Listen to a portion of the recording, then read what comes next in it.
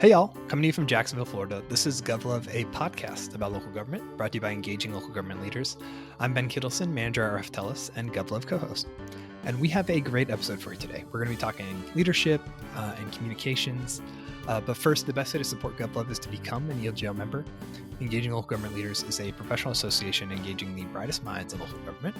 And registration is now open for ELGL's 2025 conference. Camp GovLive is coming to Santa Rosa, California, October 1st through 3rd. So whether you're a seasoned local government pro or a first-time camper, Camp GovLife is the perfect place to learn, grow, and make memories with your fellow public servants. You can go to elgl.org today to sign up and register. We're also celebrating somehow 10 years of local government stories from your friends at GovLove.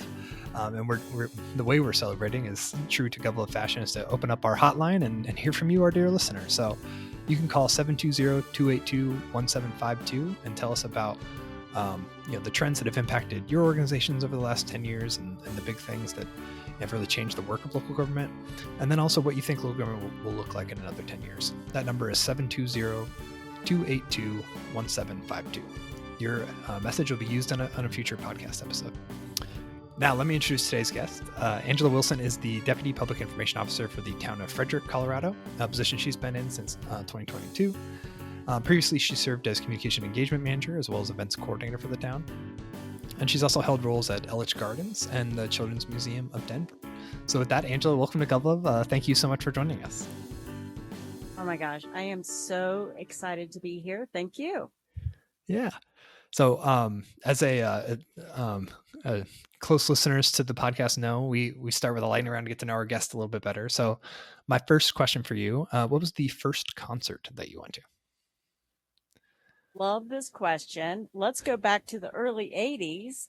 And I believe it's 1984, the Police Synchronicity Tour. Okay, nice. Yeah, Charleston, West Virginia. Oh, awesome. Very cool. Very cool. And to this day, Walking on the Moon is on my faves list. I was going to ask, is it still in rotation at all? So, okay. So it's still on your faves list. I love that. That's awesome. All right. And then my next lightning round for you. What's the last great thing, movie, TV show that you watched?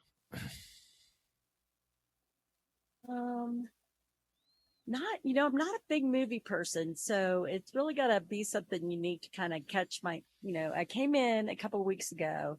My coworker's a movie buff, and I was like, okay, I got one for you. And it was called The Barbarian. Oh. Yeah, it's a horror movie. But let me tell you, the character development and the speed at which things progressed were delightful. Okay. Yeah, highly recommend. Okay. Yeah, I'm not usually a horror person, so I'll have to. I'm not either. Okay. It was good. Cautiously recommended. Okay. All right. Then my next later question for you. What book are you reading? Oh, that I am. I am a reader. So let me look at Libby. I am reading 20 Years Later, Charlie Donella. And then I usually have a nonfiction on the side. Right now, my nonfiction is a book about doodling. It's called One Zentangle a Day. And so it's just kind of a way for mindfulness and with doodling. Oh, cool. So yeah, does it give you like prompts to doodle, or is it like about doodling? And I am not an artist. I appreciate artists so much. I am not. So it kind of gives you little prompts and you're actually like, oh, that's kind of unique. Oh, fun. Interesting. Yeah, just kind of lose yourself in a little Zen doodle. Zen doodle. Okay. We'll have to add that to the list. All right. And then my last lightning question for you. Where do you go for inspiration? That one is super easy. The mountains. Hike. Yeah, I will do that. And I'll drop everything and go hiking. So nature. I mean, yeah, I love that. I mean, for people that live in Colorado, that seems like an easy thing to do too. You can go for an urban hike. You can hike anywhere. Yeah, I love it. Do you have a favorite spot near you? Colorado. That's the unique thing about Colorado is when you go out there hiking, you can go through 4 or 5 different types of terrain all in one day. Wow.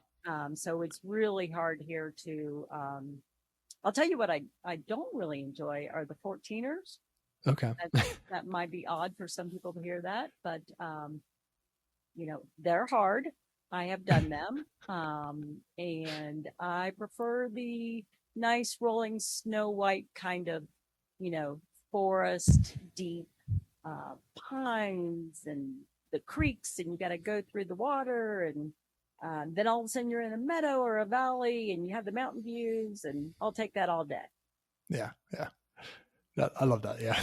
Yep, and once you've seen a 14er, they're probably all pretty similar. So Once you've done one above that tree line, yes, they are all rocky. yeah, I love that. All right. So that I always like to ask folks, and kind of doing a little prep for this interview, and I gave your bio at the beginning, but you have maybe a unique path to local government and the position you're in today. But can you tell our listeners about your path is to this field and to your role at the town of Frederick? Yes, I love this question because I totally accidentally fell into local government and discovered the perfect niche for myself personally. My background with working in the Children's Museum of Denver for about 10 years. And then I worked at the downtown amusement park, Elitch Gardens, for about 10 years. Both of those are unique places, especially the amusement park is, I tell people all the time, it's like a city in itself. You have police, you have safety, you have public works, you have human resources, guest services, everything, all the services that like a town or city would have. And you have 10,000 people coming in every day. And a lot of them are, season pass holders. So think of them like residents. So when I came from there as the events manager for the park, I was kind of recruited. I wasn't I was recruited to come here to the town, knowing my events background to be the events coordinator and realizing like, oh, this is really similar. The town was about the same size as the daily visitors to the park has kind of the same components, and, organizing events. And so then, with all the, engagement you do every day with, creating a safe place for families to come and visit, is really the same unique things that you need to do for a town, marketing those events, making sure they're safe, creating memories. And I just fell in love with all the different aspects of doing that for a whole community and being able to, again, create that safe place, create those memories, and then, bringing those marketing skills and customer service skills to a town, going from private sector for profit, really those skills transferred over and really helped, here in local government. So the skills transferred over and really excelled here. As like, oh, I, people say things about me like, I have never met a stranger, right? Like, they're like, do you have to drive the town van around with the windows down and talk to everybody? Yeah, I kind of do, even my husband, says, sweetie, when we go in this store, can you not talk to everybody? And I'm like, I can't make that promise. Yeah. I'm a woman of the people. I got to help them. I feel a question coming on. And why wouldn't I help people if I can? So, if you can get out there and be that friendly face and, really create that kind of, atmosphere that, if you're a resident here and you have the same kind of respect for your residents as you would for your family, it really makes it unique and just wonderful. So I really found my niche in local government, and I don't think I'll ever look back. I love that. That's great.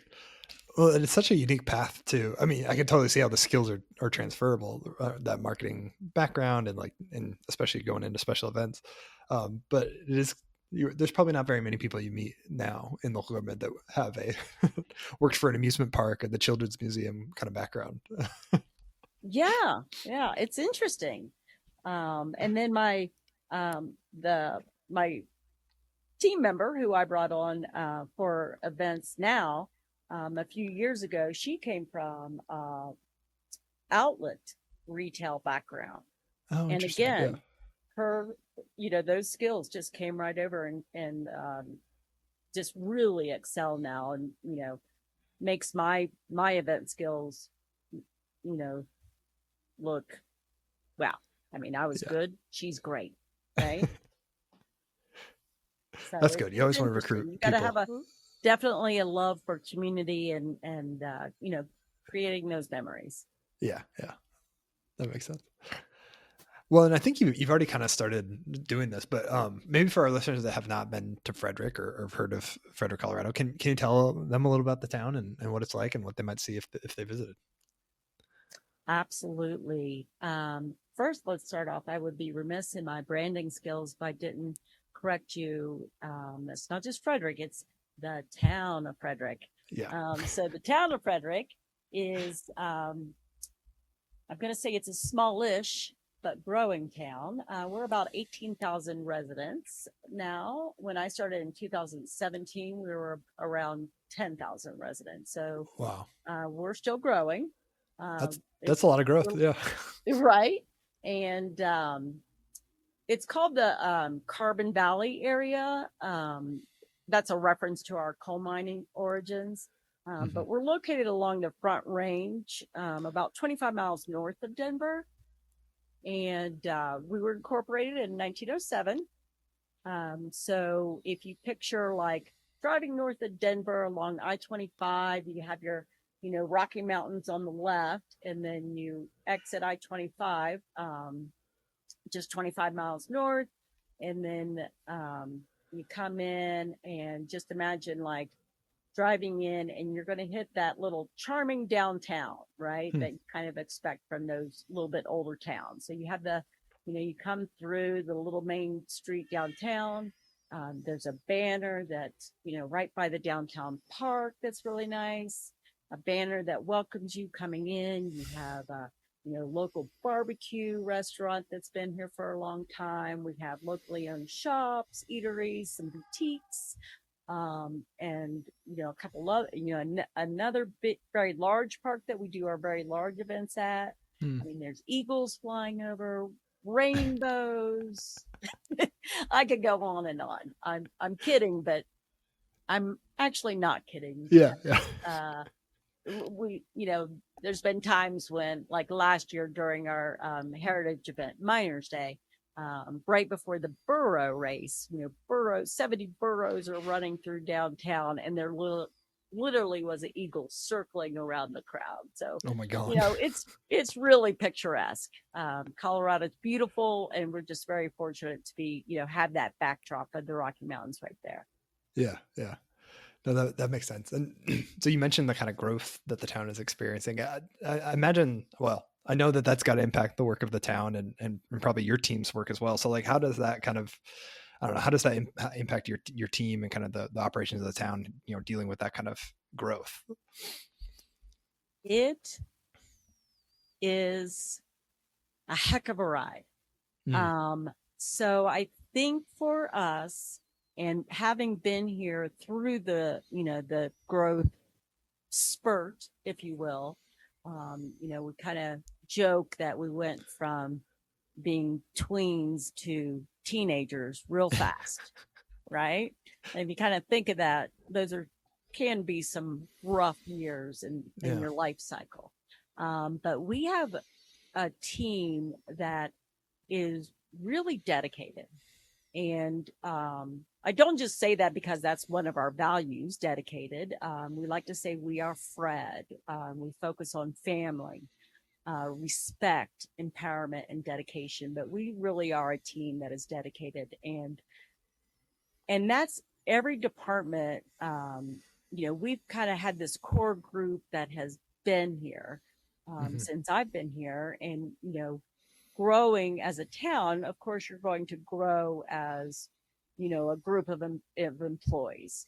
Yeah. So that's Public Works, the police department. We did not have an economic development team until just a few years ago. And this is our very big year for us for economic development. We have our first grocery store. Oh, wow. That's right. I'm telling you, our first grocery store. But we didn't just get a grocery store; we went all out. It's called the Silverstone Marketplace, and it features a King's Supers Marketplace, and it's definitely the largest in the valley and the surrounding areas.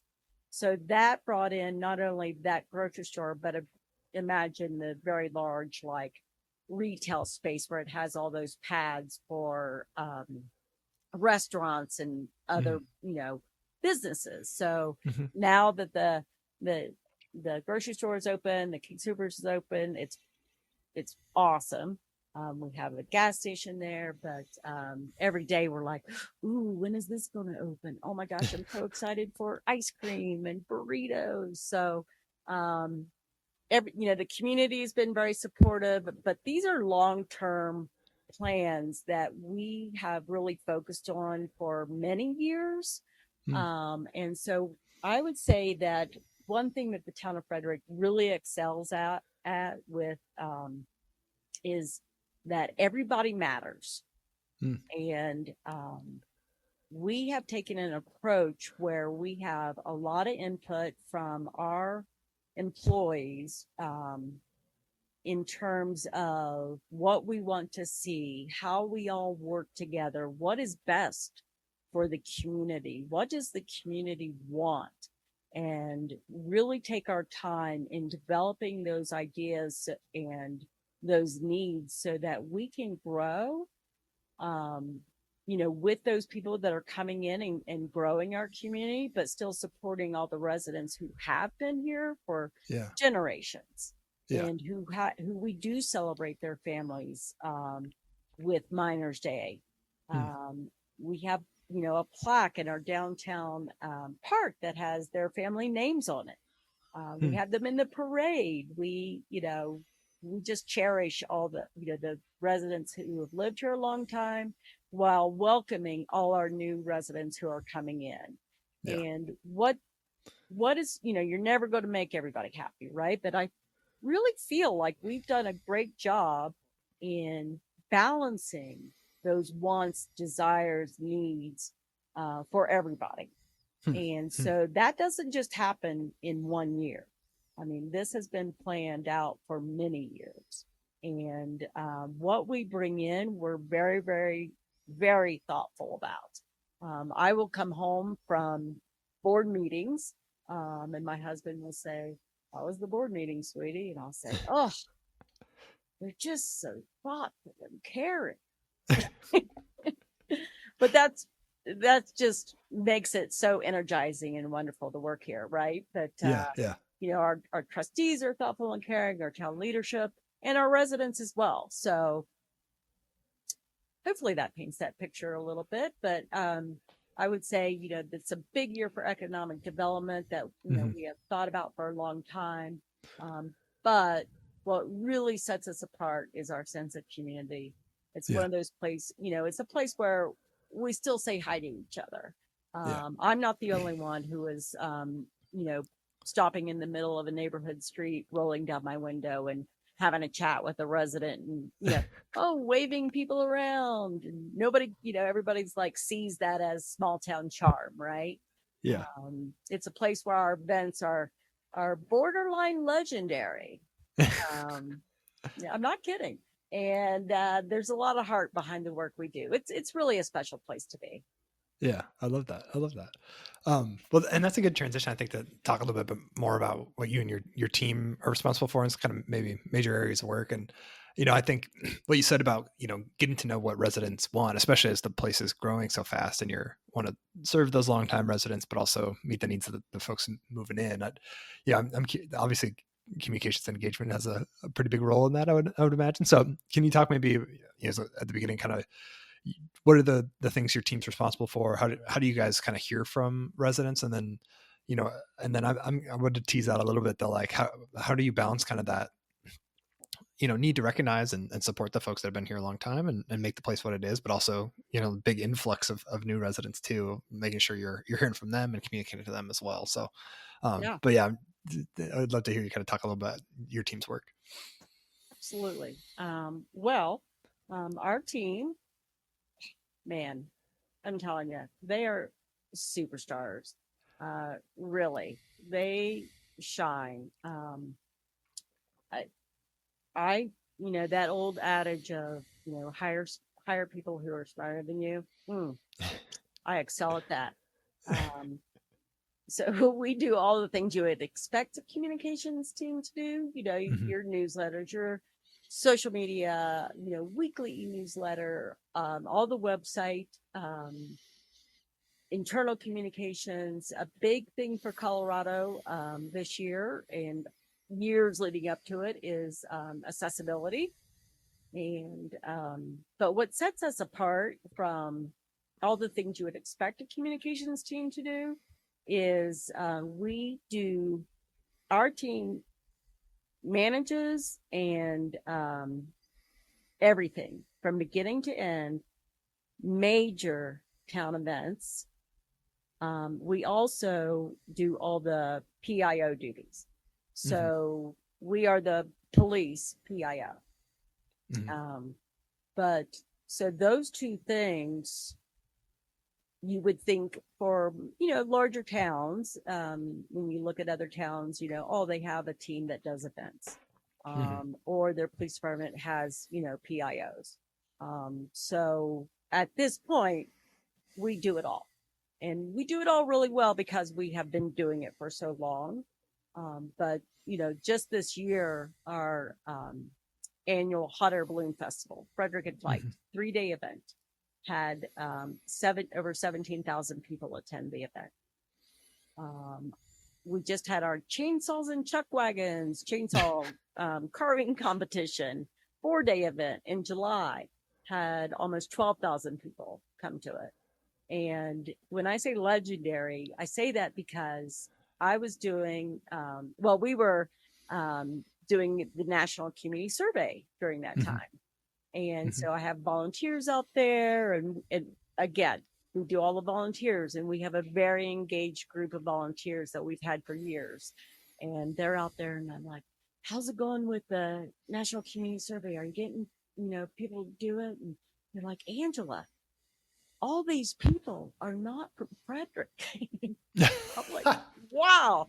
I was like, well, that's a great problem. Maybe they'll move to Frederick, Yeah. So we have events that people are coming from all over the country too. So, and now we're ramping up for our big, heritage celebration, Miners Day in September. And, it'll run 8 a.m. to 9 p.m. and it involves full day of activities, including, like I said, a burro race that runs through the middle of town. So we have a lot of exciting things going on. And, like I said, just if there's a need that another department is like, I don't know who can do this. It's kind of like, how about communications? They seem to be kind of good. So we're gonna take it on or coach other other departments. So I hope I love that question. Yeah. No, I love that. Well, I'm always curious on when you have a central comm shop, how you engage with those departments. So it sounds like that's a kind of active part of your role, is to be like, hey, what do you need, Parks Department or Police Department, and how can we kind of help? And and maybe it's more than just comm support. It's it's a little bit of everything. Yes. This is I love this topic. Love it so much because, there is just an ongoing, and I think this goes for every town or, even any kind of business. If you ask employees, hey, what can we improve? I think that with every employee survey that you have out there, no matter what type of business it is, always, there's going to be someone who's going to say, communication, we need more communication about things. It always seems to kind of be it doesn't usually hit the high mark on employee satisfaction surveys. It always Yeah. is kind of a fallback on like, we need more. We don't know what's going on. So, a lot of times, you kind of, you can't help but being human and feel a little defensive of like, what do you mean you don't know what's going on? Do you not read the newsletter or social media or the weekly newsletter we write for residents? If you just Mm-hmm. read that, you'll know what's going on.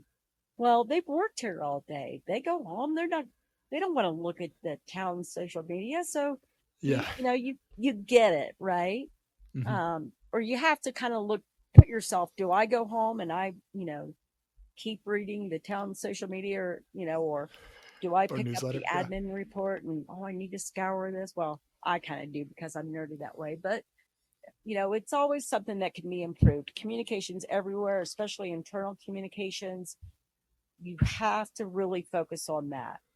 I am an old school person who truly believes that it is not through email. Mm-hmm. You've got to go around and, well, I highly recommend taking the time to go around face to face. Like, yes, departments and everybody is very busy, oh, I want to, hey, engineering, can I set up a meeting with you to talk about roads? That's not going to get you as far as go over to engineering, have a cup of coffee with them, ask about their families, get to know them a little bit, ask about riprap or what the heck is mill and overlay? Can you explain that to me a little bit more? Mm-hmm. And then Mm-hmm. you know what happens? Oh, you start building that connection. They get to know you a little bit more. You're showing them respect. You're not just going at them like, why didn't you tell me this street was closed down? That's going at them. And they're kind of like, well, people will start getting defensive. But if you start making those relationships, building those relationships at work a little bit, and I'm not talking about getting personal, but I'm just talking about showing respect, showing a little like interest. And you know what? I have a great story about myself and our town engineer who, well, didn't necessarily see eye to eye at the beginning because Mm-hmm. I realized I was always going kind of at him.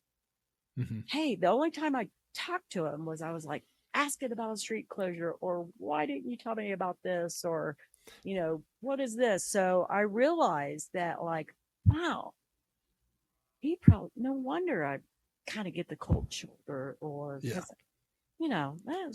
I need to take a step back here. So I had to, you take some time. Mm-hmm. And then it was funny because at the beginning, he's like, what do you need?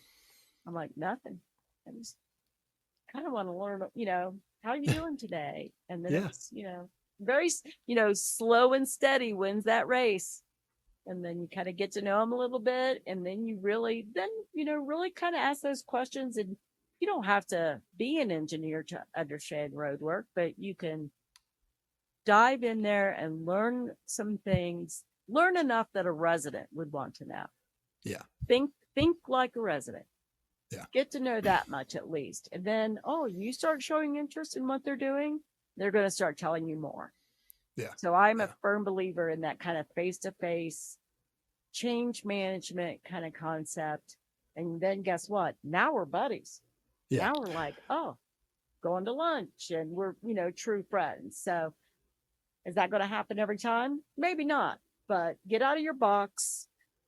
Take a little time to, that face to face, be seen, not just through email. So yeah, it works. That's great advice. And I think it's true for any kind of internal service kind of role, whether it's budget or IT or finance or comms, but especially for comms, being like proactive and not just coming because you need something, but wanting to get to know a person so that you have a relationship that you can fall back on when you really do need something or when, you're trying to build out a content calendar for the year and they've actually got something that could work. So that's really good advice. Listen, I'm far from perfect and I'm the first one to say, ooh, I messed that up. But now if I mess something up, I can go to chief, or I can go to, the director of parks and say, oh, I forgot to put out information about this, or hey, maybe you didn't like the way I wrote this. Tell me why. Tell me a little bit more about that. We've known each other for 5 years now. Yeah. Um, you know, I'm learning from you. Yeah. Please, nothing is done with bad intention. Yeah, exactly. Well, I'm sure you can relate too. I know it's one thing to read an email about something. It's another to like go out and see it when you meet someone in person. Like I remember a time, when I was an analyst for the water department, and it's one thing to know what it means that they're requesting more backup pumps or valves or whatever, and it's another to actually physically see these giant valves that they need to replace Yeah. and know what that actually means. And so you get a different perspective when you're doing that face to face kind of relationship building work. That's really good perspective. My joke now with I don't think he thinks it's funny, but with the director of parks, because it's harmful algal bacteria season, so I like to go to him and say, "What's happening?" I laugh. That's good. Yeah. Well, then, I noticed when kind of preparing for our conversation that, and you've mentioned this too, like trying to hear from residents and engage them, and looks like you guys have some kind of, surveys as a way to do that. And I'm curious, obviously there's the getting information outside of a communications engagement shop, and then there's the receiving information from the community side. So what are kind of the ways that you go about doing that? Is that changing as you guys are growing so fast? Because I imagine, when you're small enough, doing a little roll down the window and talk to folks on the street is probably enough to get a sense of the community. And as you grow, that might have to change. So I'm curious on kind of how you hear from the community, how that gets incorporated into your work, and maybe how or if that is changing as you guys grow. Well, here's my question. Does it have to change? Yeah. When you roll down really, when you walk down the sidewalk, when you are at an event, when you're at the coffee shop, big or small, no matter what size your town is, you have a name tag on, you have a logo on, turn around, say hi to people, introduce yourself. You can do that no matter what size town you are, right? Wave to people, smile.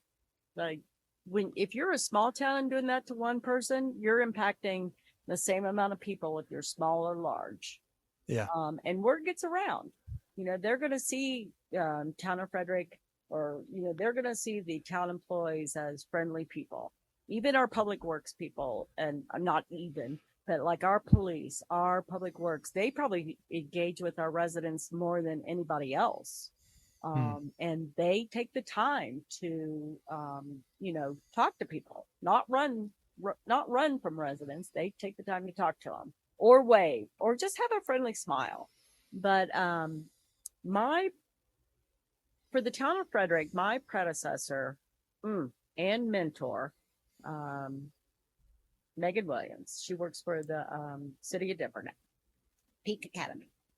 Megan, she set me up for success, because even at a town of 6,000 people, she established a communications plan to where, I don't know if she meant to do this, but she acted like it was a big city.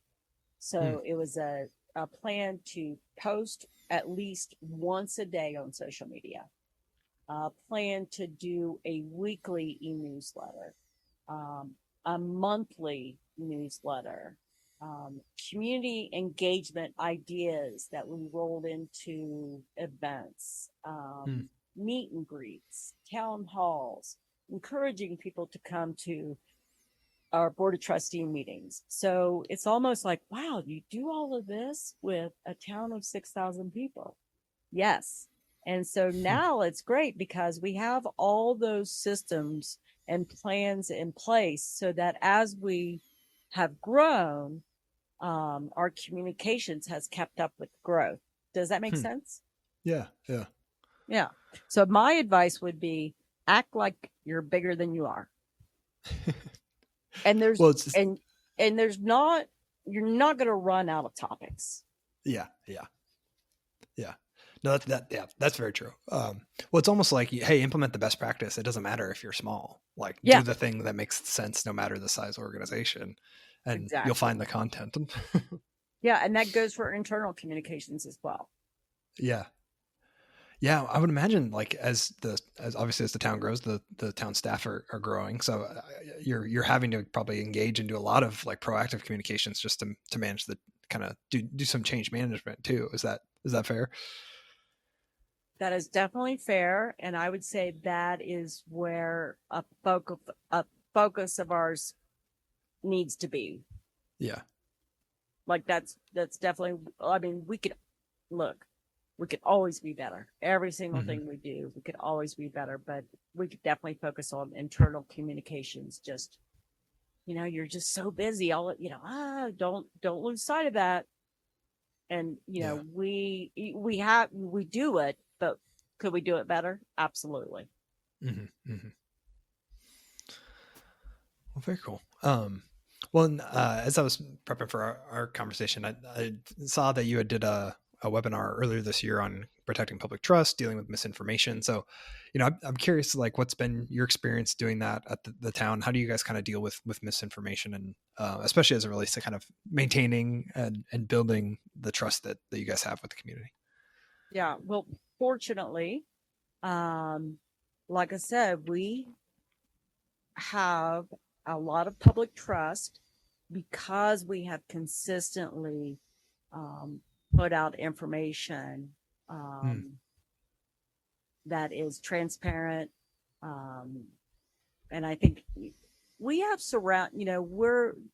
we're surround, typical for town, like you have our town and then two surrounding communities um, with annex properties. So borders overlap, etc.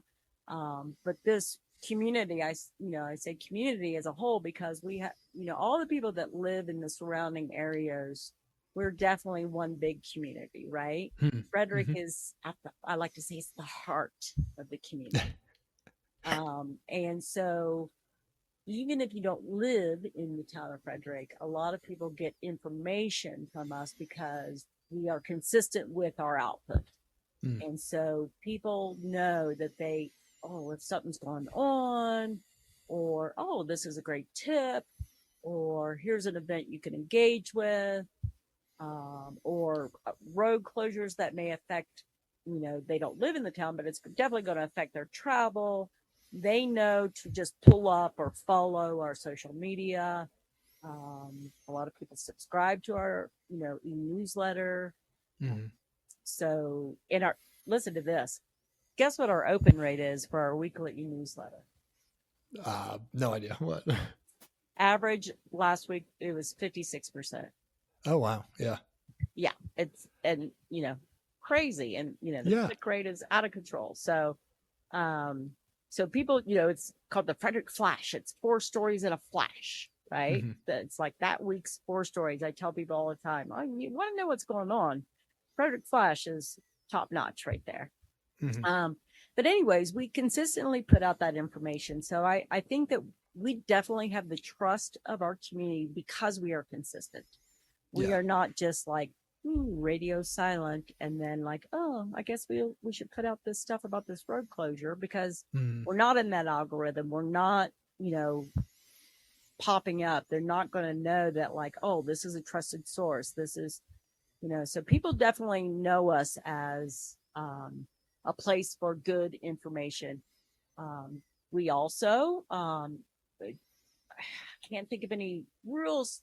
Well, I have a couple funny stories of myself and misspelling some things, not putting out a lot of misinformation, or, but if we need to correct something, mhm. we don't make excuses. We say, hey, here's what happened. Here's how we're fixing it. Or if, we need to do something that's maybe not real popular with residents, like a Yeah. detour, we are very, very focused on the why and Mm, explaining the why. Um, and, you know, you're not going to make everybody happy, but if we can explain the why and here's what the outcome is going to be. We've listened to you. This is the need that we're hearing. This is why we are doing it. And then people trust us, right? Like, okay, it's going to be a little rough right here, but we have definitely gotten their input. As far as surveys, let's close that loop. Nobody likes to take a survey and then, whoop, there it goes. What happened to that survey? I don't know. What are the results? Well, I'm not taking another survey because I never hear what's happened. Well, here we like to, okay, take a survey and here's the results. Here's our strategic planning around it. Here's how we're incorporating your voices into, a 1-year plan, a 5-year plan, etc. Yeah. No, that makes good sense. You kind of build it into your everyday. It's part of the day-to-day work is building the trust, and by being there consistently, you don't need to have build it up to respond when there is misinformation or something out there. And you just reminded me right there. One very simple way to build trust is to respond. Yeah. If people ask a question, respond. I'm not talking about rhetorical questions or sarcastic comments or anything like that. But if they ask a legitimate question, just respond. People want an answer. It's pretty simple. No, that's true. Yeah. And it makes a big difference when you're having that positive interaction on social media rather than just treating it like a bulletin board or whatever. Like people know that there's a person behind it then. Oh, absolutely. Well, and I'm curious, obviously, misinformation, trust has only become more important as I think it's, my opinion from not working in comms, but as the media landscape changes, like loss of local journalism, the social media landscape is changing pretty radically. I think there's just so much kind of out there now that's, not all great sources of information. And so I'm curious on your perspective, kind of having lived through it the last few years, like what is, how does that impact kind of your team's work and your ability to inform the public as the social, even social media has changed so much in the last 2 or 3 years, let alone kind of the media landscape as a whole. So I'm just curious kind of at a high level, like what your experience of all that change has kind of been and how that impacts the team's work. Exciting, right? What an exciting line of work to be in. Exactly. Constantly learn something. And I mean constantly, like every week. And let's go back to me hiring very smart people.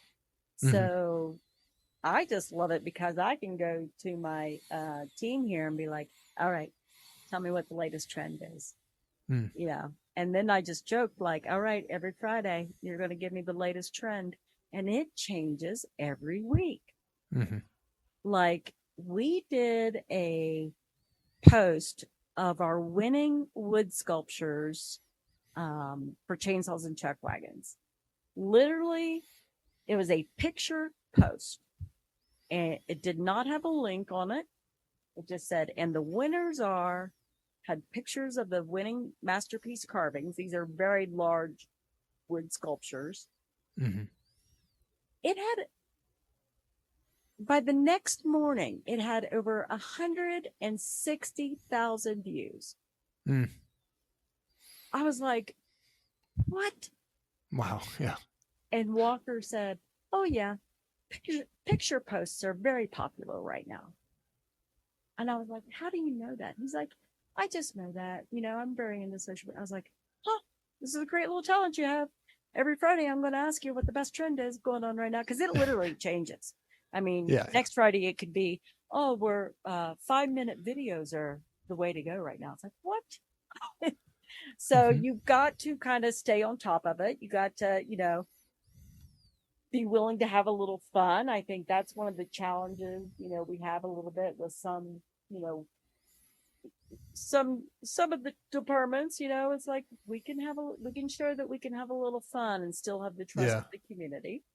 But that goes back to, it's all very circular, right? That internal communications and that change management and, building trust internally as well. But it changes a lot, but I think it changes, but how do you keep up with it, but still maintain your standards, your brand standards, your Mm. consistent messaging, like, your once a day post at least, your weekly e-newsletter. Don't let, even if it's like, oh, e-newsletters are a thing of the past. Well, you know, we've got a good one. So let's keep it going. Yeah. Mm-hmm. Yeah. No, that makes good sense. And well, it even sounds like the way you approach like the e-newsletter is an example of like, hey, here's 4 stories about what's going on in the town. Like that's you're filling a gap there that maybe you couldn't find those kind of stories or that kind of information other places in the media landscape. So you're also kind of meeting the needs of like what folks need to know. Yeah. Another little tip for you. Mm-hmm. That may seem, I don't know if people have thought about this, but we did, and it works really well, is put your communications department up front. Yeah. Where residents come in. You will hear and pick up things from your residents that you don't even think about. Huh. Or you might hear of hey, did you guys know there's a car wrecked in the pond over in the park over here? Oh, I mean, that's never happened. That just came out of my head, but geez, no, or you 2 residents, or you're also right beside our gatekeeper, right, Susan? Mm-hmm. Oh, Mm-hmm. wonderful. You start hearing, and then she's able to go to to us who are right beside her here to be like, hey guys, I'm getting a couple calls about this all of a sudden. We're not in another building. We're not clearing the back or anything. Sometimes that physical location of where your communications department is really can make a difference. Yeah. Because you even have an opportunity to just, like I said, it's easy to just smile and say hi to a resident. How they doing? What's going on today? I mean, Yeah. I'm a little over the top, some might say. No. Very positive person. So there are times that I'm like, oh, this resident's coming in, and it might be a regular, right? And I'm like, can we just give them an applause as they walk in? And we will literally stand up and like just give them a standing applause as they walk in. I bet they love that. It's kind of funny, right? But we had a gentleman walk in this morning, and he just came in with the biggest smile and just said, how are my Fred ladies doing this morning? So, we'll go around town and we have people waving at us first and saying, we are Fred. So it's, I would say positivity is contagious. Yeah, for sure. Well, that's a great transition to kind of our last topic. You wrote a recent article for ELGL's Morning Buzz series on setting expectations with new employees, and it sounded like you had at the time of the writing, welcomed some new staff and talked a little bit about your approach. So can you talk, tell our listeners a little bit about your approach to onboarding and kind of how you set expectations and reinforce culture? Yes, this is my favorite topic right now because I learned this from our commander, Commander Egan, in our police department. Highly respect our commanders and police department, obviously, as a whole. I mean, just the best of the best. And we have an internal leadership meeting, and it involves, a large number of our just town team Fred, we call, who are all like managers, supervisors, and we meet once a month and we bring different kind of leadership topics to the table. And Commander did a presentation on leadership.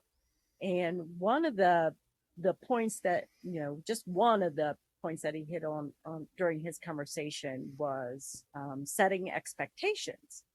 And he showed us all this, that when he brings on new officers, he literally sits them down and says, here are my expectations. And he went through his, and, a lot of them were like very much designed for, a police department. Mm-hmm. And I just really grasped onto that. And I was like, wow, I really like that because it's very clear. It, makes it very, straightforward and kind. And I thought, I'm bringing on two new team members, one to fill a role and one new role. And I hadn't done that in 4 years. So I thought, Yeah. I met with him separately and I was like, I'd love to just, try this out with my new team members. And so he kind of coached me and, I made the expectations, my own, what for me as a leader, what my expectations would be. And went through it and wow, it's really simple and it really works. And so I think as leaders, a lot of time, humans in general, it's hard to be like, I think managers don't want to come across as bossy, right? Yeah. Or Yeah. like, if I'm bossy, that means I'm mean, or that's too straightforward. And this new employee is going to walk away and feel like, oh, they're really bossy. I don't know about this. But what I Yeah. have found is that people they want to know what their expectations are. And Yeah. when you do it with, clarity and kindness, it's like, great. Oh, and so, I did it on their first day and, it, and I don't do it at at 8 a.m. But, you go through the day and everything. And then, at the end of the day, it's a conversation Yeah. about the first day. And then you're like, okay, as your manager, as your leader, I thrive on leadership. I want, this is our culture and, our team, we're a team. But let's go through some just core expectations that I have. Yeah. And for me, the very first thing that I kind of go over is, um, love where you are when you're there. Hmm. And that's almost like a life rule. And like you can't tell somebody to do that and expect them to do that. But overall, my hope is for people in general, even residents, is like if my goal is for you to love where you are when you are there, then everything around that concept can drive that. Yeah. And so, just going down the list of this, like, they're kind of like, what is she talking about? It's like, okay, don't focus on that so much. You'll get to know my groovy self, more as we go through life here together. But, Yeah. really it's that kind of, concept. I don't, again, I'm going to sound a little corny, but if you love where you work, it's not really work, right? It's just kind of Yeah. like, you're going through life and then here's part of my life. I'm at this place and I guess I'm doing work, but really it's awesome, so here we go. But you just kind of we talk about integrity, we talk about communicating with respect. I expect my team member to be curious and not perfect, to stay mission focused, to bring a positive mindset, to prepare, prioritize and follow through, that we support each other, that we take ownership of our growth. I'm here to support them, so come to me with opportunities about your growth and what there's so many different opportunities in communication. Maybe I want to be a drone pilot. Well, let's see what that takes. um, respect work life boundaries, give feedback, ask for feedback. And then, really, I like to wrap it up and say, to my team on that first day that, it's not my job to make you do more work. It's my job to inspire you to do great work. Yeah. Yeah. Yeah. I And love so that. it's interesting because, I think my two new folks kind of went, huh. And they've never had a leader do that. Hmm. And Yeah. so they both came back and were like, that's fantastic. And then I noticed, one of them hung it up in their cubicle, and I was like, so wonderful. Yeah. So, and then here's what you got to do. It's not just a one-off, right? You kind of keep it up. You have check-ins. You have that, you focus on culture. You focus on these things. And when they do lead with integrity, you're like, you recognize that. You're like, just want to say that how you handled, that other teammate, coming to you, or that resident coming to you, and that situation was a little awkward, but you didn't, you held your ground with integrity, and you really respectfully, handled that situation. That was fantastic, because it's those soft skills that are going to get you. For sure.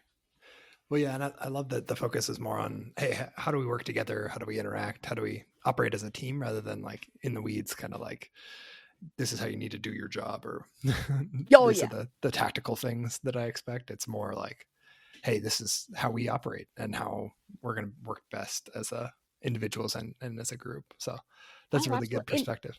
And again, how exciting is it for me to learn from them every day? Yeah, exactly. Cool. Well, I love that. And we'll link to the article you wrote, so folks can learn more and reach out if they want some advice on how to approach it with their own teams. So we're a little over time. But I have to ask what's always the hardest question for each of our guests. So if you could be the GovLove DJ, what song would you pick as the exit music for this episode? Let's Go Crazy, Prince. That's not a hard one. Nice. Okay. That's perfect. That's a great theme song, I think, for a comms professional. Right? Yeah. I'm sure there are days where, you're balancing all the things. Let's go. It's a positive song, Yeah. Well, awesome. Well, that ends our episode for today. Angela, thank you so much for coming on and talk with me. I really appreciate you taking the time and sharing your expertise and experience. Thank you, Ben. This has been fantastic. Yeah. And for our listeners, GovLove is brought to you by Engaging Local Government Leaders, and the best way to support GovLove is to become an ELGL member. You can reach us online at elgl.org/GovLove or at our page on LinkedIn. And as a reminder, you can register now for ELGL's 2025 conference. It's October 1st through 3rd in Santa Rosa, California. You can go to elgl.org to sign up today. And lastly, subscribe to GovLove on your favorite podcast app. If you're already subscribed, go tell a friend, a colleague about this podcast. And as a reminder, you can help us celebrate 10 years of GovLove being the go-to place for local government stories by calling our hotline at 720-282-1752. And with that, thank you for listening. This has been GovLove, a podcast about local government. Don't lie, the world you're living in. Take a look.